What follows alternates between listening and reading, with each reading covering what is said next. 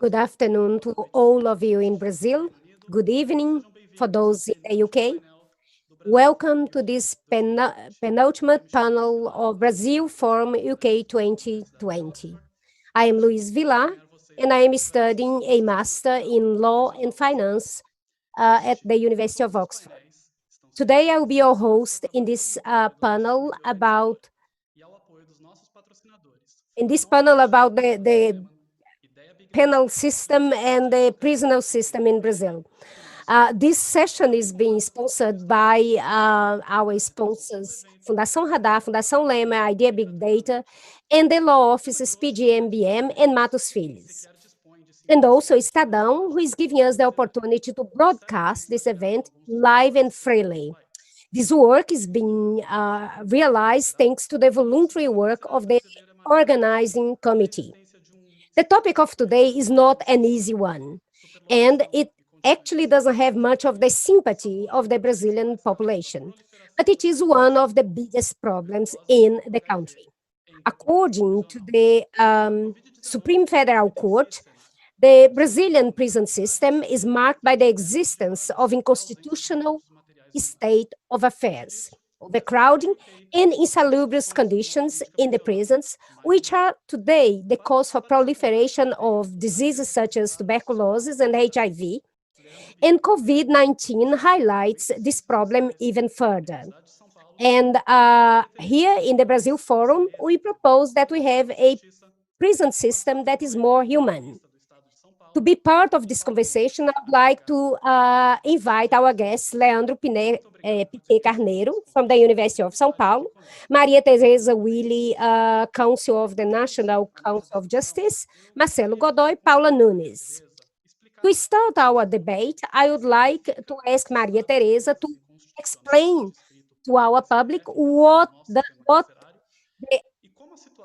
Supreme Federal Court means when they talk about these unconstitutional states of affair, and how the situation with the Brazilian prison system represents a risk for the dissemination of COVID-19 in Brazil. Thank you, everybody, for this invitation to be here, and I would like to thank Luís for hosting us here.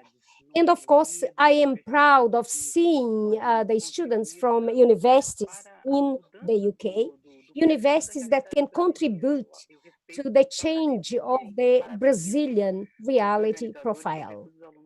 So I would like to greet all of you, and I would like to greet my fellow panelists here, Leandro, Marcelo, and Paula. I believe that the prison system is a very sensitive topic to be talked about. Brazil has one of the largest prison population in the world. And when we talk about this constitutional state of affairs, is an acknowledgement of the need for changes and change the infrastructure of the Brazilian prison system. We have to talk about the dignity of the human being, and this should be aligned with our constitutional fundament in the Republic. And this, of course, lead us to reflection. We have to face the issues of overcrowding in prisons, the issues of the females that are incarcerated, and the children who are in nurseries of the prisoner system. So this topic is very wide. We have to deeply think about all these issues in this topic. And of course, we need to find some solutions. And with COVID risk, we have to think what we're going to do and how we are going to do it.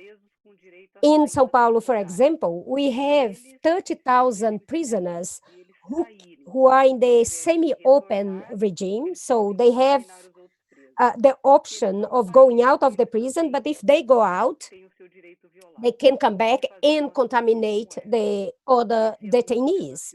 If they do not go out, then we are going to violate their rights. So we have there just an example of the problems that we have. We have to check who are the people who are incarcerated in our system. We have to have a better classification system. Who are the author of crimes that are violent crimes? Who are the authors of crimes that are non-violent crimes? And those who are committing crimes that are non-violent crimes, and women and all elderly people, how can we identify these people? And how can we identify them using the technology and actually enable us to get closer to really respecting the human dignity? So I think that this debate is important, and I hail your initiative in talking about it. And it is interesting to hear the experience of people like Leandro, who is a political scientist, Marcelo as a journalist, and Paula as a lawyer. So we have to see these different viewpoints when we look at the prison system. And I believe to get out of this unconstitutional state of affairs, we have to look at the dignity of the person who has been incarcerated. We have to respect the person, and we have to classify those who are violent, committed violent crimes. And another thing that we have to look at is how we are going to re-socialize a person who fulfilled or who fulfilled his obligations with the judicial system. When I was a Secretary of Justice from the state of Paraná, one of the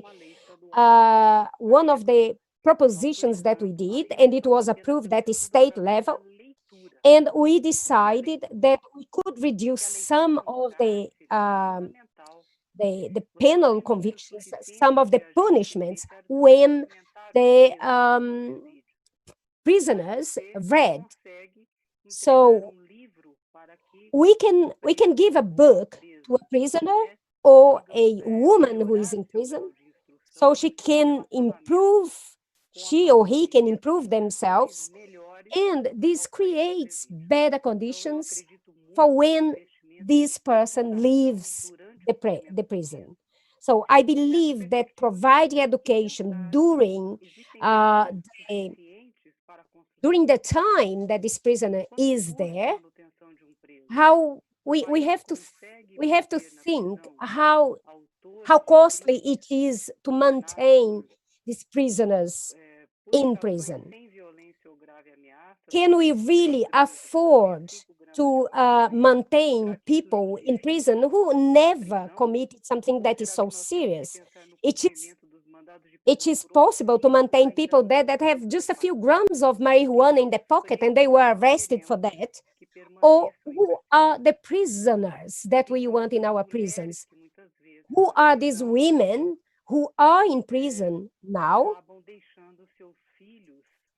who ends up abandoning their children, or leave their children under the care of someone like a brother or someone that they don't know who? So we have to think about that. We have to think also in the situation, all these situations around the prison system. So again, I hail your initiative of debating prison, and I hope to contribute positively to the debate. So, Professor Leandro, if you look at the current state of affairs, is it possible to state that a policy focused on mass incarceration and taking into account what it was said by the counsellor Maria Tereza? Nowadays, we know that 19% of the prisoners in Brazil are working and only 16% are studying. So if we take into account all the situation and this policy that is focused on mass incarceration, it's possible to say that a policy focused on mass incarceration has a positive effect on criminality reduction. I think that is very interesting and very important, the point that it was raised by Maria Tereza. There are some initiatives in some Brazilian states to improve the conditions of the prisons and the prisoners, and help the prisoners to fulfill their sentence, and the progress that we had in this area are important, but they are very shy progress. If we consider the situation of crime in the country, we have high rates of criminality, violent criminality. Our rate of punishment is low, and we don't have an imprisonment that is equivalent to the levels of criminality that we see in the streets. When we compare to the US, for example, we are much lower on that regard. Of course, when we look in terms of incarceration by 100,000 inhabitants, of course, we are not one of the countries that are incarcerating the most in the world. But it shows that actually that incarceration in the country is being applied, but not perhaps not applied as it could. So we have a problem here with a crime that is growing. We have the problem with the organized crime. São Paulo has this acute challenge that is spreading all over the country. We have an organized crime that is very present in our prison systems or in our prisons. And when I look at the problem, I look at it from the viewpoint of public security. And I highlight these 2 points. Firstly, the advancement of the organized crime and the challenges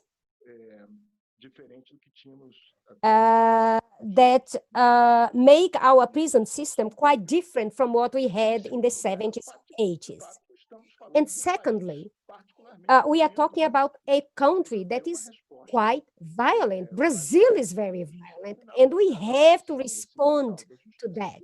And if you look in terms of Western judicial tradition, we are responding to the high criminality and violence with prison, which is tradition in the Western world.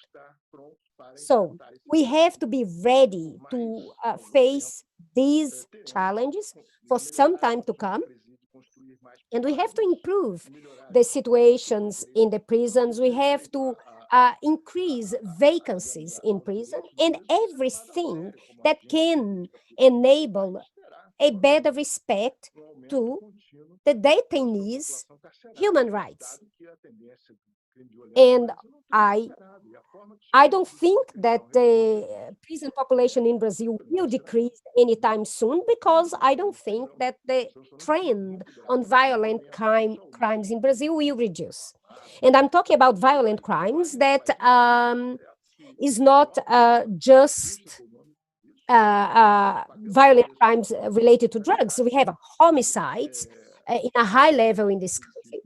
And the way out is basically by signaling via a federal policy that we have to punish very harshly those committing crimes. And at the moment, the way that we can punish harshly is via prison. But prison should be imposed respecting the democratic rights of the prisoners. But we have to take into account that we actually are dealing with mass incarceration. And there are some violations of these prisoners, but crime must be responded to, must be punished by the society. Thank you. Thank you, Professor. Paula, I would like to bring you to this debate. Brazil is ranked as the third country with the largest number of prisoners, and we are just behind US and China. At the same time, among Brazilians, there is that feeling of impunity, and this is generated by the high rates of criminalities in the country. And Professor Leandro has mentioned that. Minister Luís Barroso has mentioned that Brazil arrests a lot of people, but arrests people badly. This is his position, and others agree with him. Do you agree with this statement? What is your opinion about this? Luís, good afternoon to all of you. Good evening to those who are in the UK. I would like to thank you once more for this invitation to be here. And I also thank you for the opportunity to talk about this topic. It's a very controversial topic, but it is a great opportunity to look at this in our country. Look at the statement that was made by Minister Luís Roberto Barroso. This has to be looked within the context, for example, of what has been raised by Leandro Piquet. And what he raised leads us to a debate in questioning ourselves what is the synthesis of the policy, of the public security policy in Brazil. We have a public security policy that has failed because Brazil has betted on policies that could not solve the problem. And when we talk about that, and to prove my point, we have to look at the rate of crimes that we have. And when we look at the profile of the people that are in our prisons, and when we look at a large number of the people in our prison system, they are actually just still waiting for a judicial conviction. And this happens parallel to the fear that the population have of the prison population. So people are scared of the prison population of crimes, but the crimes that are being the crimes that people are committing to be in prison has to do with property, stealing, robbery, and drugs. And when we look at 30% of the population, the prison population, be completely linked with drugs, I'm not talking about the people that is trafficking drugs. I am talking about the lower ranks of those dealing with drugs. I'm talking about the little guy that is taking a little bit of drugs from supplier to user. So people that doesn't have any ties with drugs. And our law here doesn't differentiate who is the user of a drug and who is the supplier of a drug. So, and then this person has to be judged by the military police and then by the judicial system.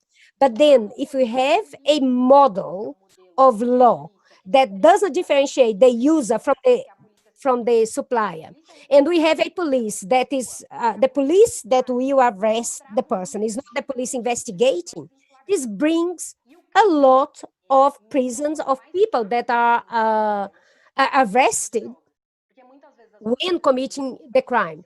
And most of the crimes and people in prison are there that people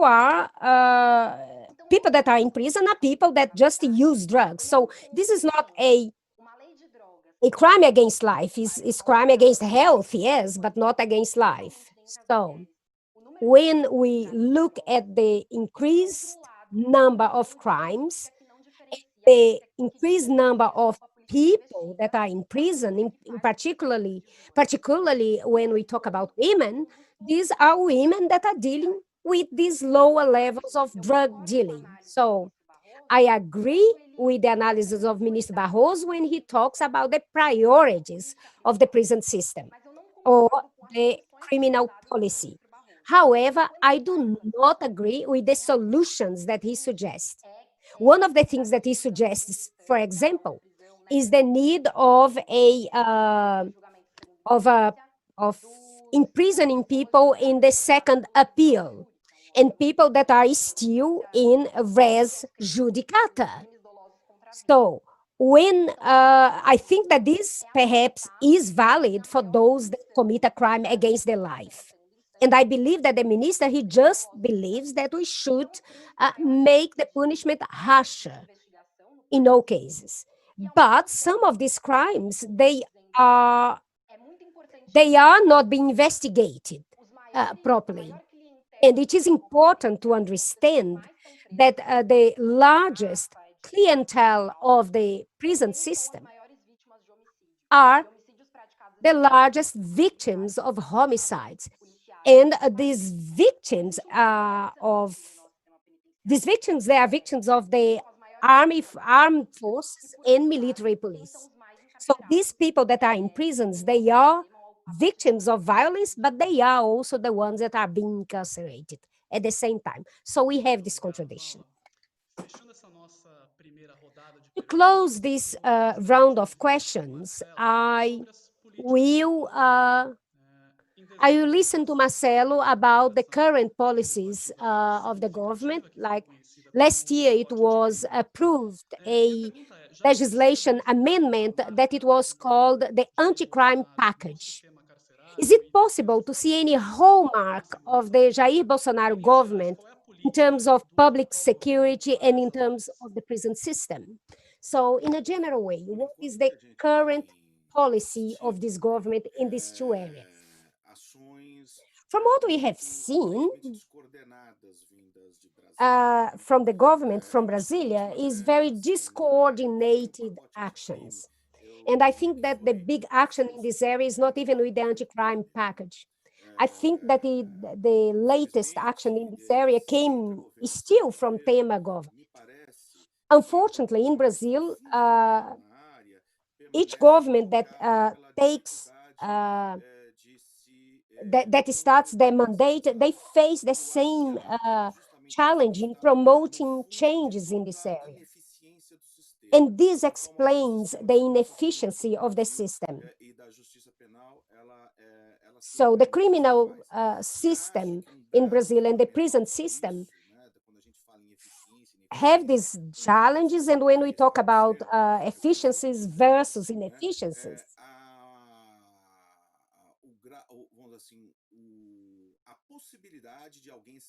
we have to consider the possibility of someone to be to arrest someone in Brazil just based on investigation is quite small. That's why most of the people that are arrested, they have been arrested on the spot. And of course, robbery and stealing is a violent crime. And this gives us an idea of the bankruptcy of the criminal system and the military police. We have to question ourselves. Do you really need police investigation? Do you need to have disorganized as it is at the moment? What alterations and what changes in the organization of the judiciary system are necessary to achieve a fairer justice and that enable the resources to be used in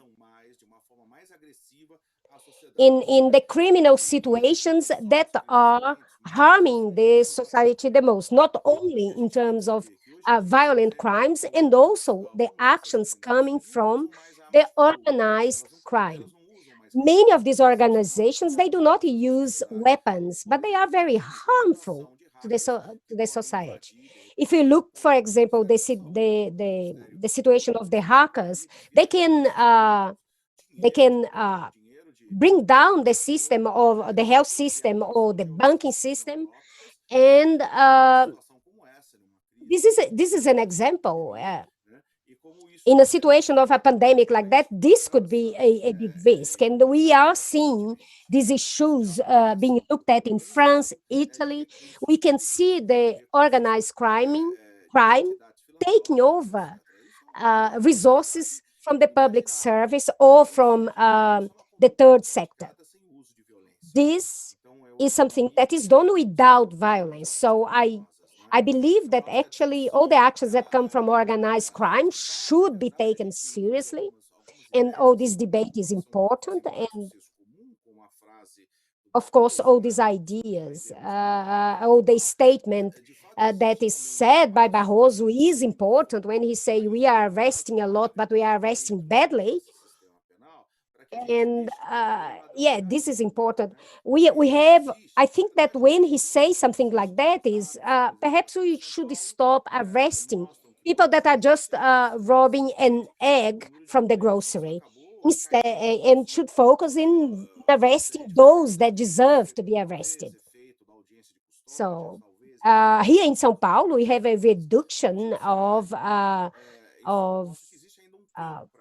the prison population. We had a reduction of homicides, and this was a result on changes of the public security policy in São Paulo. But we need more of that. We need to increase the efficiency of the system, because if we do that, we can achieve a effect that is might sound contradictory. We can reduce the number of prisoners because the impunity will be reduced. And this will lead to people committing less crime because they know that they are going to be punished. And we will change this trend that we see now in the country. This is an issue that is very difficult to be solved at a political level. And when we talk about the criminal justice in the Constitution, it's very hard to deal with all the different issues that are related to that. And because it's difficult, we end up just dealing with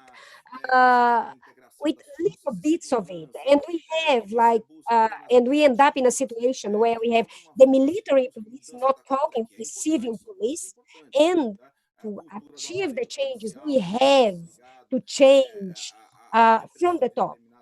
We have the military police machinery that is comes from a different tradition than what it is being used for and should be used for the public security policy.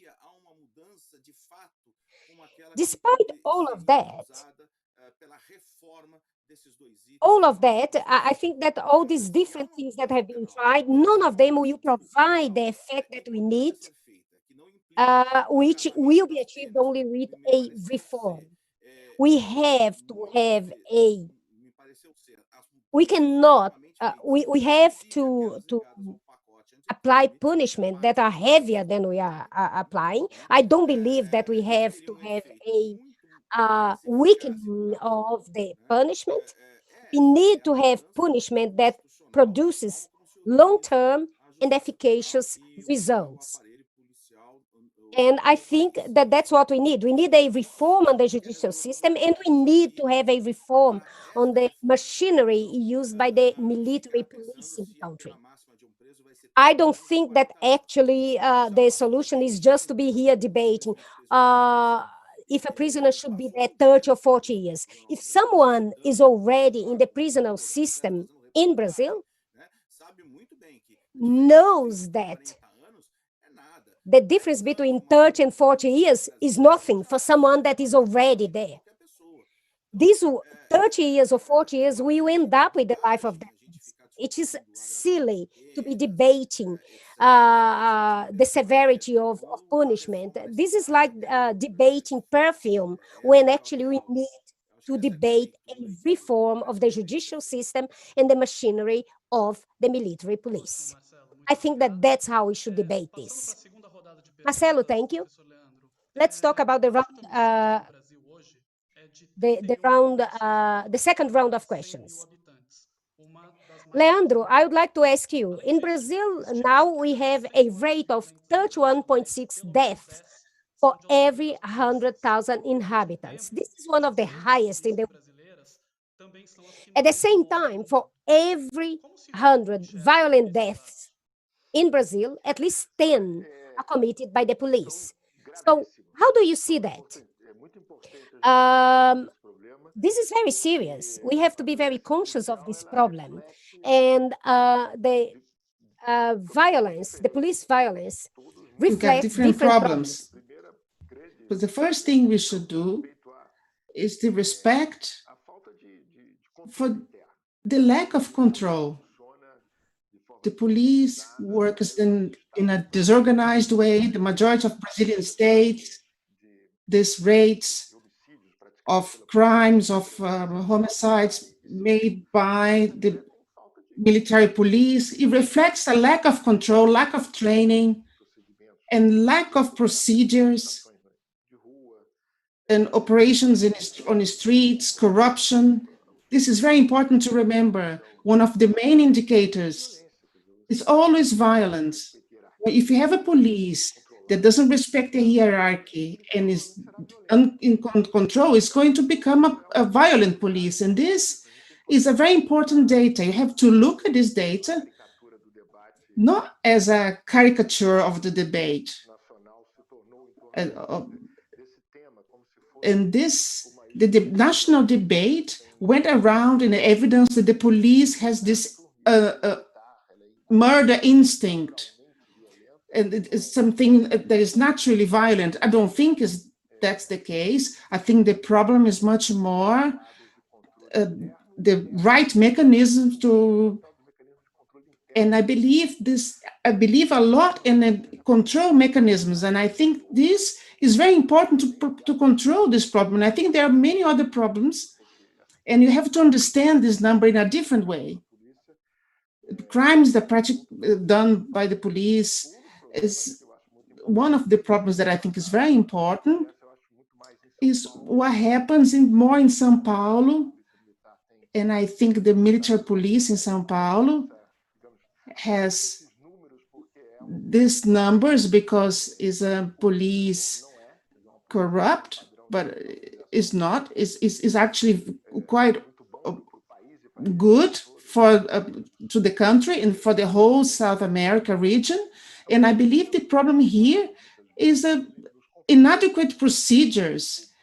And sometimes you have Godoy said something very important.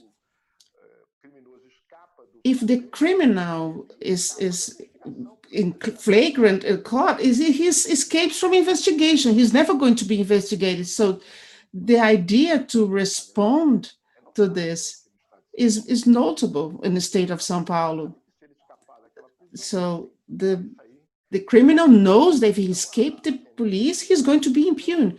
So the tendency of the meeting between criminal and the police are very violent because of that. But I think this is different reasons. Each state has got a different way. There are some states that I think that have this inadequate protocols of operation. I say that is São Paulo, and the lack of integration from the police produce this kind of result. Obviously, the civil police should have a more active role, and that would avoid the pressure of prisons for any criminal, and that happens as a consequence of the São Paulo police, and therefore it gets a very positive result. So São Paulo is have lower rates because of a service of police that is very well executed compared to other states. So I would say to you that those numbers are worrying, and you should be worried about this, and you should treat this as a priority to see a reduction, and reduction quick, fast, because this is a violation of the basic principles of justice, and it cannot happen in a country as important as Brazil in the world. So we shouldn't leave with this kind of data. Perfect, Professor. Maria Tereza, according to some data from the penitentiary department, 39% of prisoners commit crime with crimes, and just 11% were convicted of crimes against the person. For example, the homicides. São Paulo has this kind of problem. At the same time, the homicide resolution rates are extremely low in Brazil.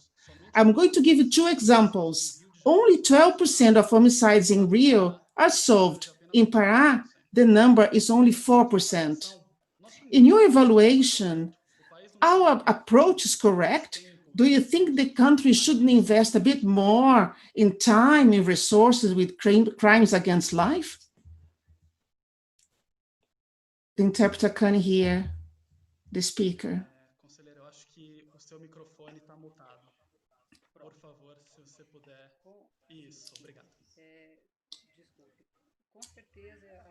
Yes, I think the main worry that we should have in the judicial system is there is no crime that is worse than to take the life away from someone. So I think you have to improve the quality of the data management. Like you have a system, a unique system of public security, and this is a great progress because there is a legislation, and this is it's for the first time being elaborated of a national plan of social security, and you have all this police from all different states having contact with the central police. So I think this is very important. You have to improve the data management. You have to improve the quality of investigation by the police. Theft, they are violent crimes. They are made with firearms against the population. The fight against corruption. I have no doubt that we need for the criminal justice, you have to improve the repression against those crimes. But on the other side, when you talk about the prison system, we need not only to create new spaces, but we also need to make a classification of those prisoners with the data management. You have to separate the prisoners who had made a crime, violent or without violence.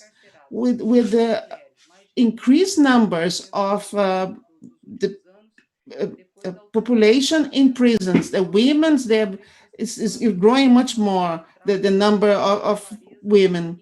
So we must have a difference between who is the drug trafficker, who is just a user, particularly women, when they have a female prison. Sometimes that woman shouldn't be there, and also have the imprisonment of a young person, and who needs to be in prison are the ones who make crimes with killing children or murder. Those are the prisoners who need to be investigated with more force. But according to talking about the prison system, we know that in 2017, there was 15 million spent to solve the problem. But to be able to improve the situation, you need 97 million. What does that mean? We need that, of course, you need to create more spaces, but we need to have a data management. And this point, I think, is fundamental. In the state of Pará, at the time, you made a data crossing using data from the executive power with the judiciary power, and that out of 30,000 prisoners, we knew there was a lot of them that could actually go because they have served their sentences. In this situation, the state managed to reduce the amount of prisoners only with the data management. So some of the people that are in prison, they could have been free. So I think the main problem, it is the drugs and to challenge and to face the problem with drugs.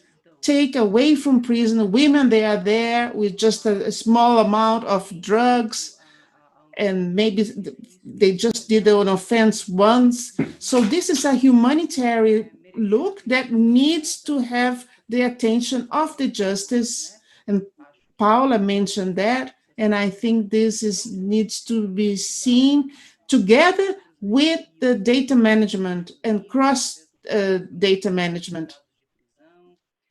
So the construction of different systems, I think the data management is a key word to talk about the prison system.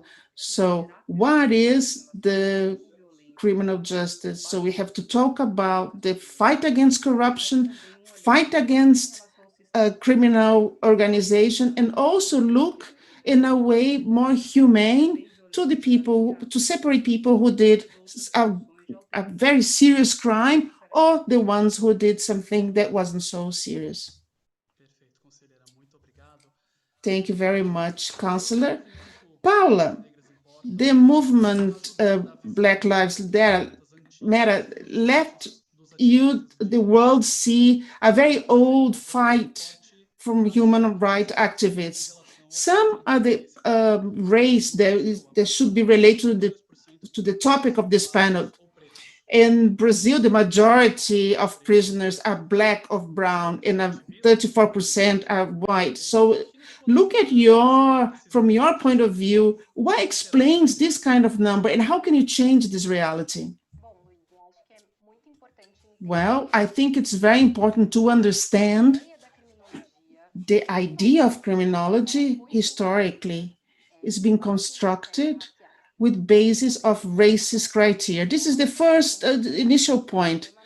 So when you talk about this topic, we need to talk about a cut and a debate about the prison system or the criminal justice in general.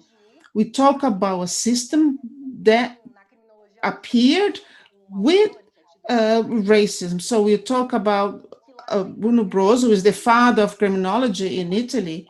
He says that what are the criteria to define what is a criminal? This theory in Brazil arrived with a lot of force, with authors like Silvio Romero, who tried to bring to Brazil idea that black and white had a different way of developing as a human being. So the type of sentence should be different between black and white people. This seems to be a very old way of thinking, but this is a false idea that race determines. But if you look the amount of black people that there are in society and prisons, you think that more than 70% of the prison population are blacks.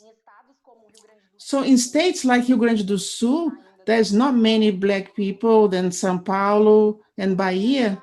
The number is even more different. And the number of people that there is in the state.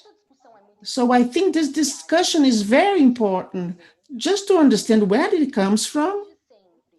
That always happened, the idea, a construction of the figure of the black people as a murder, and which doesn't mean that black people commit more crimes than white people, but what means is that our prison system has chosen who are going to punish. I'm going to give a very simple example.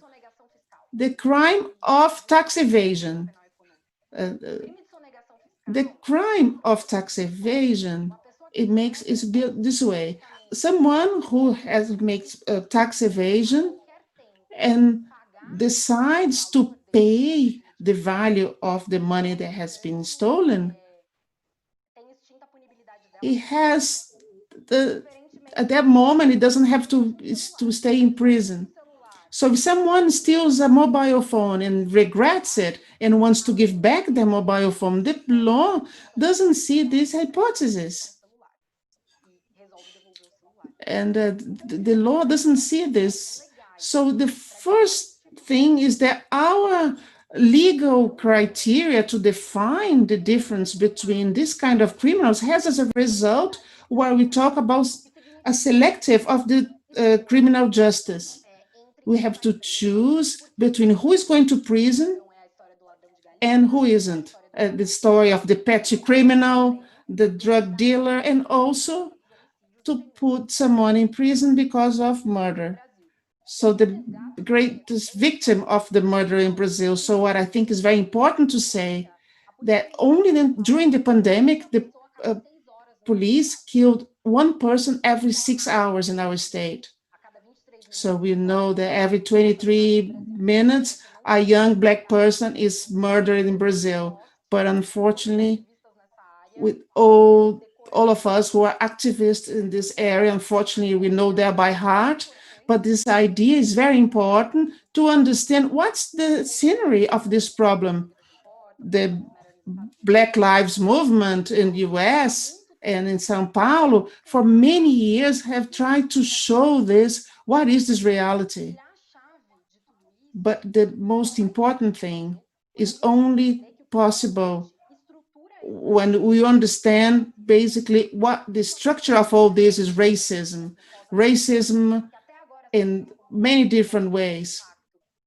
So from the point of view of numbers of the prison system, and some that have, that in Brazil, we look at the numbers there in prison, you understand that people, not just because they are Black, but because they have a very low level of education and many other factors.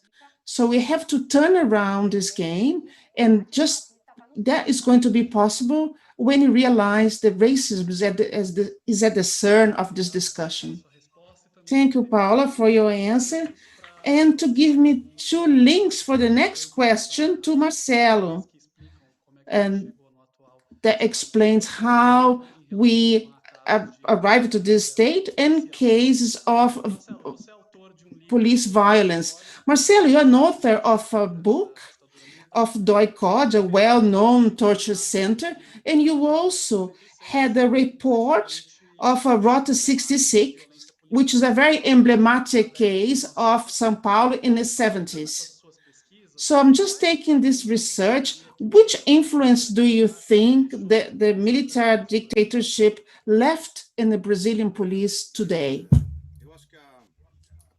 I think the first thing you gotta look at is the destiny of people who did crimes and were agents of the state. These people were not punished, not only the ones who are linked to DOI-COD and to repression to opposition, legal or illegal, but also, to a large extent, people who did crimes inside the state, but were more common crimes. For instance, the ones who used to be part of this death squad, they didn't go to prison, they haven't been sentenced, some have been tried but never been sentenced and never stay in prison. And some military people, this is the first aspect. This is the aspect of impunity of these agents. So this makes a line that incentives violent practice that continues after the democratization. Another aspect is linked to methods. In São Paulo, for instance, is almost at the same time the birth of 2 public organs. One is DOI-COD, another is Tobias Jaquiar, extensive mode, which was a unit inside the 1st Battalion of Police, the Shock Battalion, today is known is Rota, and now is the whole battalion.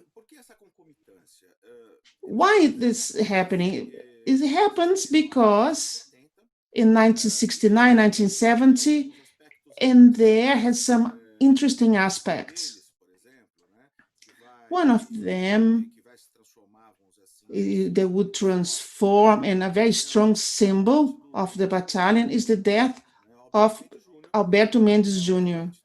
He was a tenant from the shock battalion, and he was killed by the group executed by Carlos Lamarca after was imprisoned.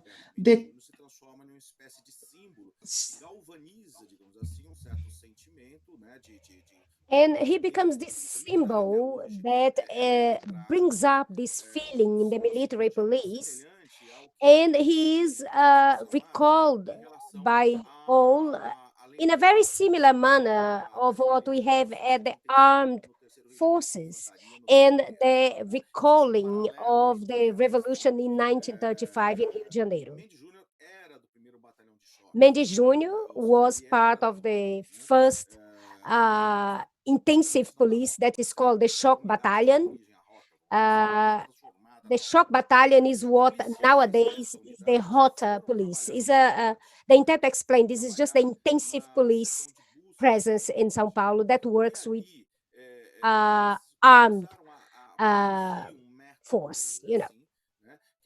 So going back to this tradition of the military police, they just created a method that they would have exchange of shootings, and these people were part of this strategy for a few years, and these people were very active during the dictatorship.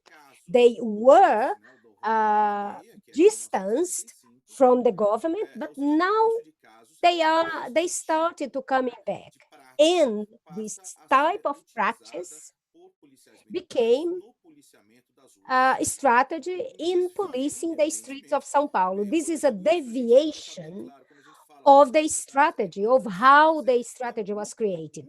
When we talk about military police, the military police have 80,000 men, and if all of them went out to the street to kill people, they would kill a lot of people. They would kill 80,000 people. And this is just if one police officer killed one person. So there is only a minority of police officers that are killing people.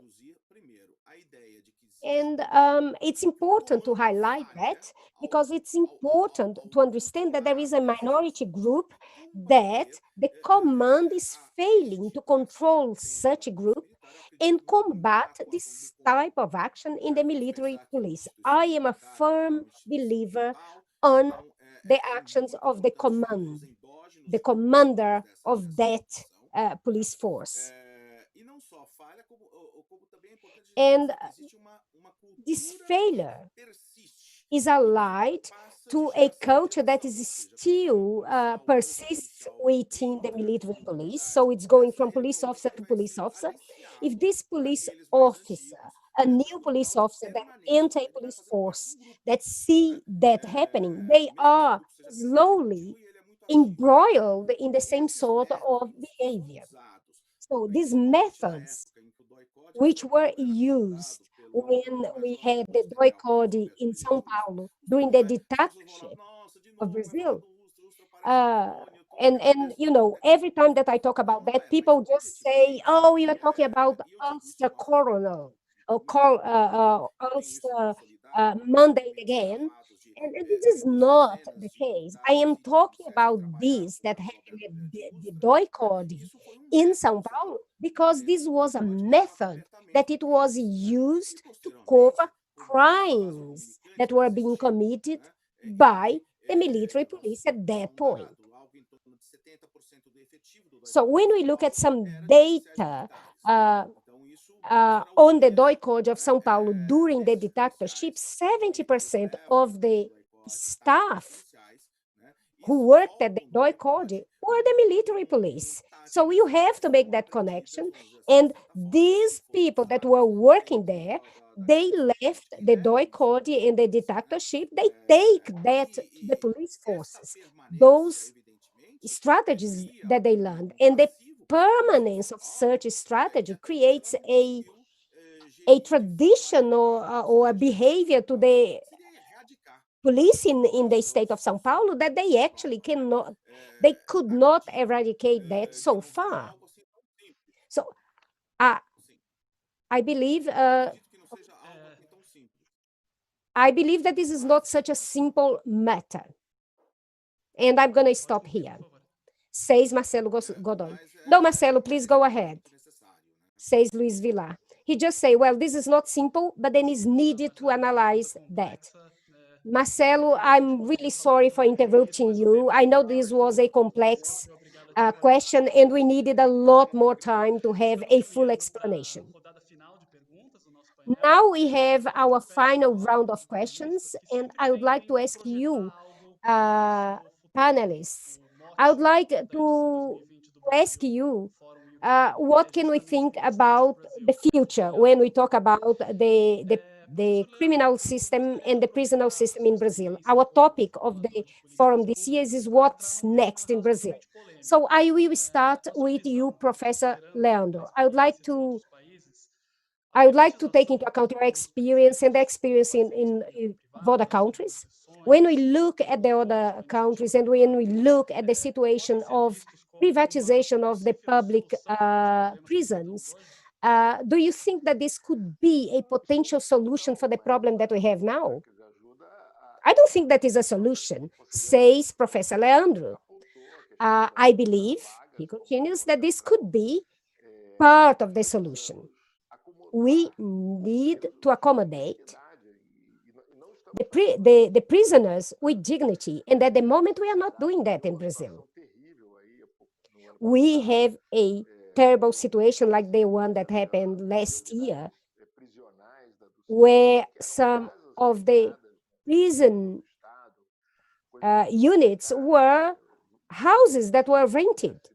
In Rio Grande do Sul, we see a very high deficit in prisons. Pernambuco, we have horrible situations. So we have we need to improve how we host our prisoner. We have to improve the conditions of incarceration in the country. And if it was possible to advance on that agenda, that would be very good for Brazil, but Brazil has not advanced in this regard.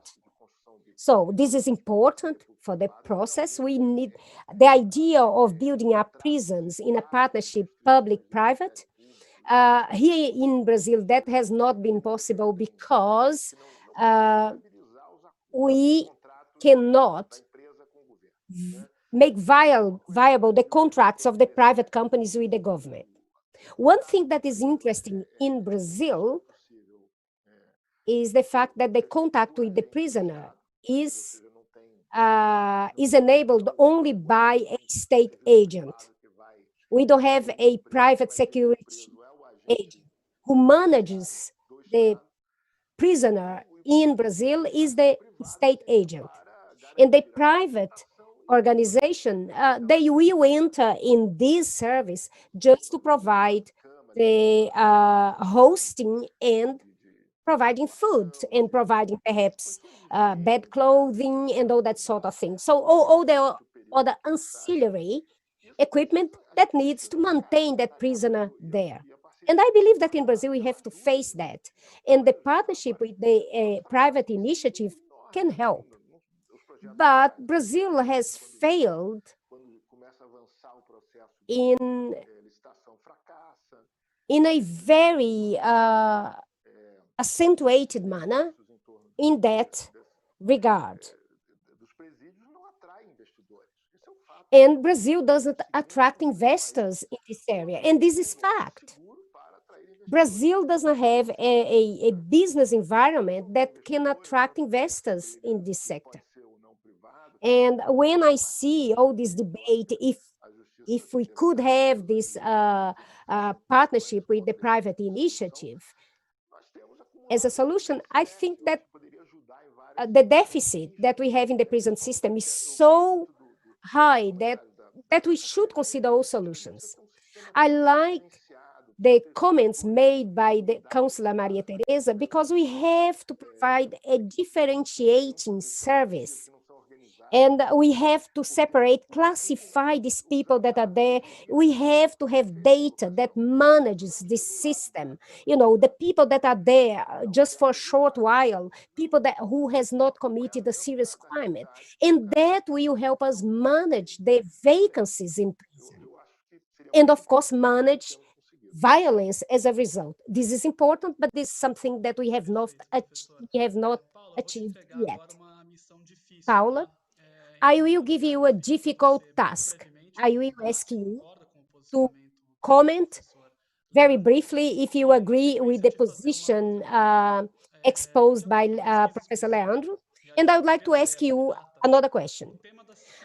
There was a research carried out by Idea Big Data, and public security was mentioned by 47% of the respondents. Human rights was chosen as an important topic only by 8% of people who were interviewed. How can we look at these results? How can we alter this image that human rights have among the population? I think that there is a banalization of human rights issues, because here people like saying human rights. Here in Brazil, they talk about human rights being defending criminals, and good criminal is dead criminal. And if you like a criminal, you should take it home. So Brazil has all these statements, and this banalizes human rights. So I am not surprised by these results, because the society feel that they are not safe. And I believe that this is also as a result of the fact I think that this is based on the fact that we chose prison as the main remedy to deal with those that commit crime. And we are part of this criminal system. In our economic model, chose prison to respond to everything related to public security. This is our main priority, and this is the problem. And this is what causes this feeling of insecurity among members of the society. The society believes that actually prison is the best way to respond to crimes. And this is a policy that is sponsored by the government, federal level, at state level, and it is the policy for many governments. When we look at the drugs law, for example, that it was sanctioned in 2006, when we talk about the laws that have been amended by the National Congress, which started with the former justice minister, and it's continued with this government. And like I said before, people believe that to solve the crime in the country, we should put people in prison. And people are not worried about the quality of these prisons. And they believe that prison should be used for all crimes. I think that but we do not look at the crimes, at the difference in crimes that we have in the country. When we talk about violence against women, I know that all of us are against it. But when we talk about Maria da Penha law, which is it is a law that that prescribes shelter for the women that have been attacked and suffered violence, but again, it puts the men in jail. But the law that we have do not reduce crime. do not, it is a law that doesn't prevent a young man from being killed. And it is a law that is incarcerating the small retailers of drug. And our public security model failed. And we have to rethink this public security policy that we have. And in my opinion, we have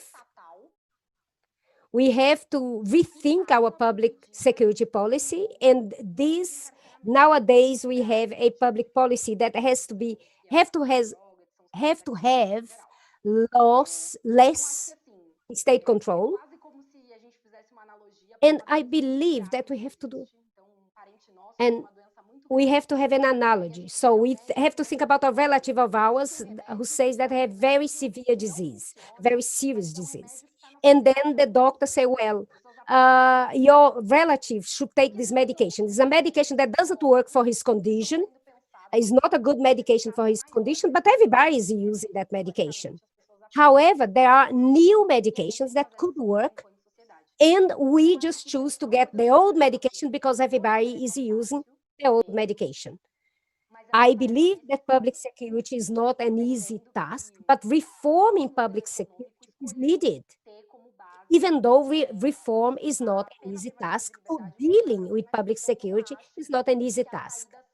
I don't believe that the way out is privatizing prisons. I think that some of the violence that happens in prison systems, it happened because it was in public-private prisons, like the case of Manaus. In my opinion, the solution, we have to have a better control from the state and less control from the organized crime. We know that when we talk about prisons in Brazil, we have an area of the prisons that are controlled by the organized crime. And this is a challenge that we have to deal, all of us have to deal with it. Councillor Maria Tereza, now with COVID-19, the CNJ, so the Supreme Federal, the National Council of Justice published a recommendation, the recommendation 62, that has the aim of reducing infection within prisons. My first question is, did it work? And secondly, my question is, considering that the population in Brazil mix up recommendation with impunity, how can we make the population, the Brazilian population, understand the National Council Justice recommendations better? Well, the recommendation 62 was approved in plenary, and the councillor who was responsible for this, I am part of the council, and I was in favor of this recommendation. And I think that the recommendation works aligned to the Constitution. So what we are trying to say there?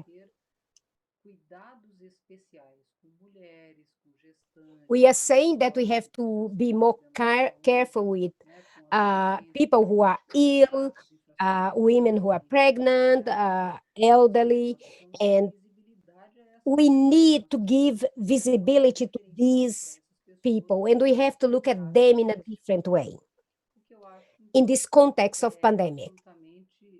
So I believe that the recommendation 62 was appropriate. I would like to comment on what was, I would like to comment or add a comment what was said by Paula and another panelist.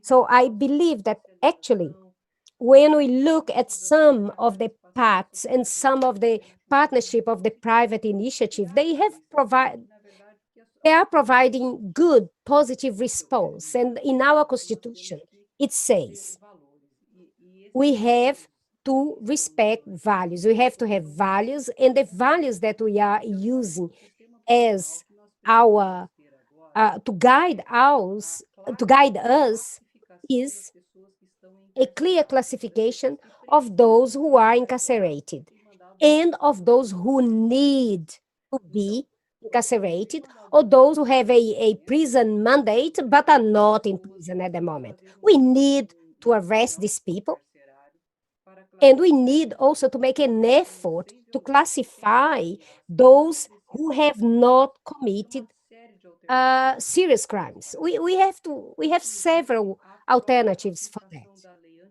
And one of them is applying the anti-crime law that is part of the anti-crime package. And there, for example, we have to prevent the agreement of criminal lack of criminal perception. So this, in the case of a person who committed, for example, women who committed a crime in drugs, like trafficking, a small amount of drugs, she will be arrested for 4 years. In her case, for example, perhaps we can look her as a vector, for example, that can be reflected upon. We need to have a control of each criminal unit in the country, knowing who are the people that are inside, those who are inside that prison. We have to also create a strategic view in crossing this data and analyzing this data.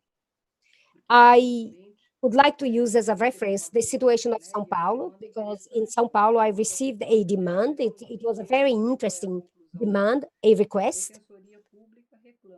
The public defense office said that there are a lot of prisoners who are authorized to leave prison, but they received from another authority in the state the mandate that they couldn't leave the prison, because if they go out and they return to prison, they may contaminate those in prison. So what we are trying to do now, we are trying to find out who are these prisoners. Among these prisoners that have the right to go outside the prison, who are the women, who are the elderly. So we have to think about these people in a strategic manner. We cannot just look at it as a measure that will fit all. We understand that people who already have some benefits because they already fulfilled part of their sentence, we have to look at what we can improve for them. We have also to improve the time that it takes in the police investigations. And we need to find a peaceful solution for the conflicts. We need to learn to dialogue. What is the understanding of the different departments of the government? What is the understanding of the government, the ministries, the judiciary, and build up a dialogue from all these different protagonists and how we can act strategically. So the issue is not just leaving this as an individual decision for a particular judge. This is not what we need right now. We need to have a strategic view to offer all who depend on that. So the public defense office, the solicitors, and everybody else that works with these people is to provide statistical data for them. We need to look at the concrete case, but we need to have statistical data that can be transparent, that can be clear, to enable a clear management. I believe that we are working towards that, and we are progressing towards that. to create a system that can feed and can be fed all this information. So just to sum up, I believe that we have to find a peaceful solution for all these conflicts and to create a more a criminal and prisoner system that is more humanized. We need to look at all sides, those who need higher education and those who needs repression. Councillor, thank you very much. Marcelo, we are just getting to the end of this panel. I would like to ask you to tell me very briefly and tell our audience what are the data that you are raising in relation to COVID-19 in the prisons in the state of São Paulo. How is the evolution of that at the moment? I think that there is a new phenomenon happening, and we need to talk a lot about it. For the first time in this century, we had a reversal on the curve, on the number of the prison population in São Paulo. Even if you talk since the 90s, we can see this reversal trend starting. And in the last few years, we could see the reduction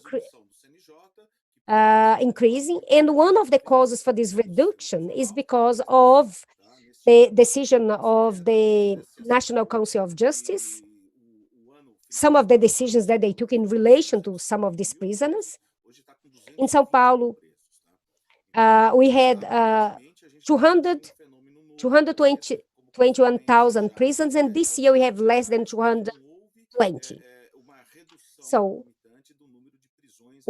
we believe that actually, although we are having less people in prison, we did not see a smaller number of arrests by the military police. So the entry door to the prison is still very wide open.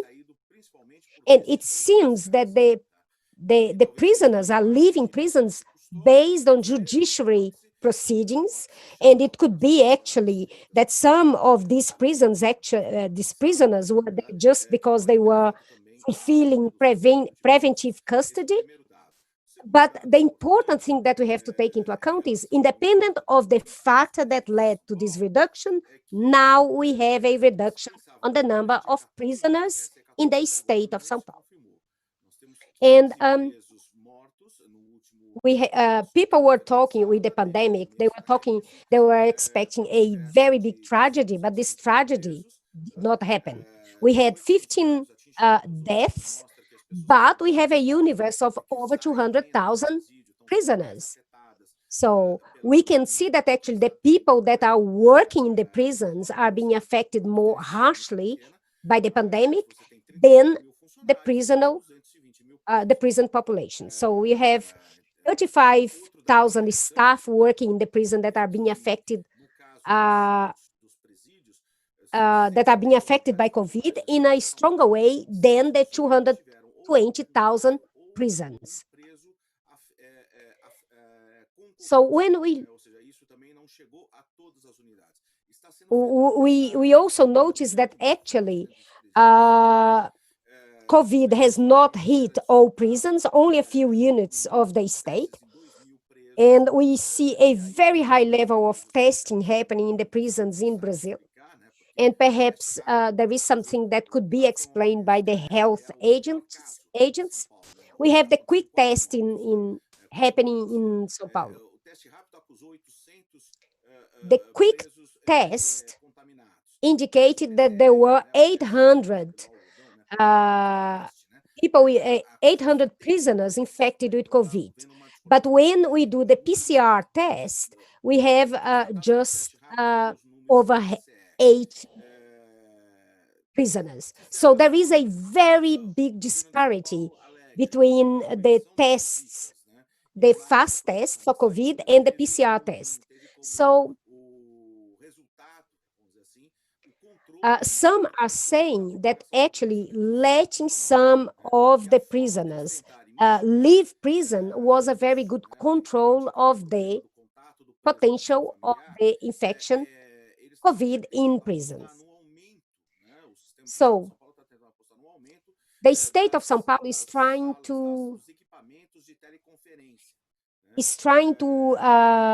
invest more in teleconference equipment, and they are trying to create this teleconference to create virtual visits for the prisoners. So the relatives can visit someone in prison via teleconference. Nowadays, this is not happening, but I believe that this could be actually something that will be applied post-pandemic.